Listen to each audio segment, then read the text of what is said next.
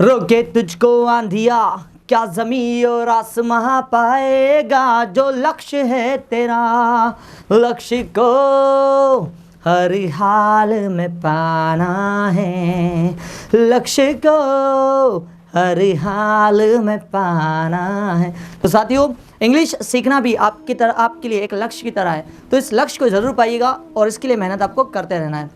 आइए आज का जो हमारा टॉपिक है उसे शुरू करते हैं, और शुरू करने से पहले आपको फिर बोलना चाहूँगा, यदि आपने डेग इंग्लिश इंस्टीट्यूट चैनल को सब्सक्राइब नहीं किया है तो अभी इसे सब्सक्राइब करें और बेल आइकॉन बटन अवश्य दबा दें, ताकि आपको समय पर वीडियो की नोटिफिकेशन मिलती रहे, ताकि आपसे एक भी वीडियो मिस ना हो। आइए इसी के साथ हम लोग आज शुरू करते हैं। आज का जो स्पोकन रूल्स जो हैं वो कौन कौन से, आइए देखते हैं। सबसे पहला आपका स्पोकन रूल रहेगा इट इज़ टाइम टू। जब हम लोग इस तरीके की बातें करते हैं कि यह समय है किसी काम को करने का, कहते हैं ना ऐसा कई बार, समय है घर की सफाई करने का, समय है माफ़ी मांगने का, समय है सफलता प्राप्त करने का, समय है उनसे बात करने का। पहला वाक्य दिया है it is time to raise voice against corruption. भ्रष्टाचार के खिलाफ आवाज़ उठाने का समय है, या फिर अब समय आ गया है भ्रष्टाचार के खिलाफ आवाज़ उठाने का। It is time to stand in election. समय आ गया है चुनाव में खड़े होने का, या फिर समय आ गया है चुनाव लड़ने का। It is time to create the history. समय है इतिहास रचने का। It is time to fight for rights. ठीक है, समय है अधिकार के लिए लड़ने का। तो साथियों, आपने देखा कि इट इज़ टाइम टू के वाक्य कैसे बनते हैं। आइए कुछ और वाक्य देखते हैं। जैसे मुझे कहना हो, समय है पढ़ाई करने का, it is time to study. समय है इंदौर जाने का, it's time to go to Indore. समय है ऑफिस जाने का, it is time to go to office. समय है चाय पीने का, it is time to take tea. समय है उन्हें मनाने का, it is time to convince them. समय है मीटिंग बुलाने का, it is time to call the meeting. तो जब समय है किसी काम को करने का, हम इस तरीके की बात करते हैं, ऐसे सारे वाक्य बनेंगे इट इज़ टाइम टू की मदद से। आइए इसी का दूसरा देखते, पास्ट वाला। इट वॉज टाइम टू, समय था किसी काम को करने का। इट वॉज टाइम टू का आपको यूज़ करना है, उसके जस्ट बाद वर्ब की फर्स्ट फॉर्म और ऑब्जेक्ट। यहाँ दिया हुआ है समय था किसी काम को करने का मगर आपने नहीं किया। बोलते ना ऐसे कई बार, समय था माफ़ी मांगने का लेकिन आप बहुत देर हो चुकी। समय था उसे रोकने का, समय था बर्थडे सेलिब्रेट करने का, समय था पढ़ाई करने का। जब पढ़ने के दिन थे तब आपने पढ़ा नहीं, मस्ती मजाक में समय बिता दिया और आज आप रो रहे हैं। इसलिए कहते हैं ना कि जब समय रहते, कहते हैं किसी ने कहा भी है, समय रहते जिसकी आंखें नहीं खुली और समय उसकी आंखें बंद कर देता है। फिर से रिपीट करना चाहूँगा, समय रहते जिसकी आंखें नहीं खुली, समय उसकी आंखें बंद कर देता है। इसलिए समय पर जितना हो सके अपने काम को कीजिए साथियों, क्योंकि बाद में आपके पास वह शब्द नहीं होना चाहिए कि काश काश काश, कि काश मैं पहले ऐसा कर लेता, काश मैं ऐसा कर लेता। तो साथियों, वो काश के लिए आपको मौका नहीं देना है। जो भी करना है अभी करना है, जो भी काम करना है अभी करना है। कल पे किसी काम को मत टालिए, क्योंकि यदि आप कल पर किसी काम को टाल रहे हैं, मैं आज लिख कर देता हूँ, कल भी आप उस काम को नहीं करेंगे, क्योंकि कल भी कोई ना कोई आपको दूसरा काम आ ही जाएगा और कल भी आप यही करेंगे। कल से तो पक्का कर लूँगा, आज थोड़ा ही काम निपटा लेता हूँ, कल से पक्का कर लूँगा, लेकिन वो कल कभी नहीं आने वाला। Tomorrow is never gonna come, so just focus here. Okay साथियों, तो जस्ट फोकस ऑन नाउ। कहते हैं understand the power of now. अभी और इसी वक्त की ताकत को पहचानो। जो करना है अभी करना है ना, जो करना है अभी करना है, कल पर किसी काम को मत टालिए। ठीक है, तो जैसे मुझे और सेंटेंस बनाना हो कि समय था चाय पीने का, तो it was time to take tea. समय था माफ़ी मांगने का, it was time to say sorry. समय था उन्हें बुलाने का, it was time to call them. समय था रोहित की मदद करने का, it was time to help Rohit. यहाँ पर भी मैंने कुछ वाक्य लिख कर रखे। It was time to raise voice against corruption. भ्रष्टाचार के खिलाफ आवाज़ उठाने का समय था, लेकिन जब आवाज़ उठाने का समय था हमने उठाई नहीं और आज भ्रष्टाचार तेज़ी से बढ़ गया है। ठीक है, it was time to stand in election. चुनाव में खड़े होने का समय था।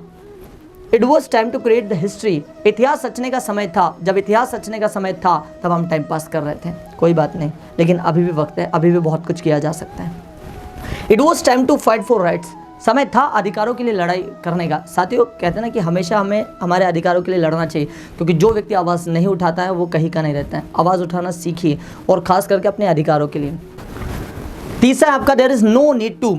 ज़रूरत नहीं है कोई काम करने की, या आवश्यकता नहीं है कोई काम करने की। आप कई बार ऐसे वाक्य बनाते हैं, ज़रूरत नहीं है वहाँ जाने की, ज़रूरत नहीं है इस काम को करने की, कोई ज़रूरत नहीं है उसे बुलाने की, ज़रूरत नहीं है कार बेचने की, घर बेचने की आवश्यकता नहीं है, इन किताबों को खरीदने की आवश्यकता नहीं है। तो साथियों, ज़रूरत नहीं है, आवश्यकता नहीं है, ऐसे सारे वाक्य बनेंगे there is no need to की मदद से। ठीक है, यहाँ पर एक वाक्य दिया है, there is no need to buy a car.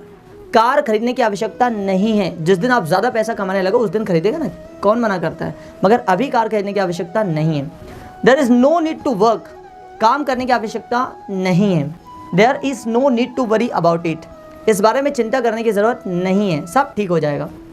There is no need to sell the car, car बेचने की आवश्यकता नहीं है। कुछ और भी वाक्य आप बना सकते हैं, जैसे मुझे कहना हो वहाँ पर जाने की आवश्यकता नहीं है, there is no need to go over there. Delhi जाने की आवश्यकता नहीं है, there is no need to go to Delhi, क्योंकि दिल्ली के टीचर साहब आपको यहाँ मिल जाएंगे, फिर दिल्ली जाने की आवश्यकता क्या है, सब तो काम ऑनलाइन हो रहा है। और जैसा मुझे कहना हो इस किताब को पढ़ने की आवश्यकता नहीं है, there is no need to read this book. अखबार खरीदने की आवश्यकता नहीं है, there is no need to buy newspaper.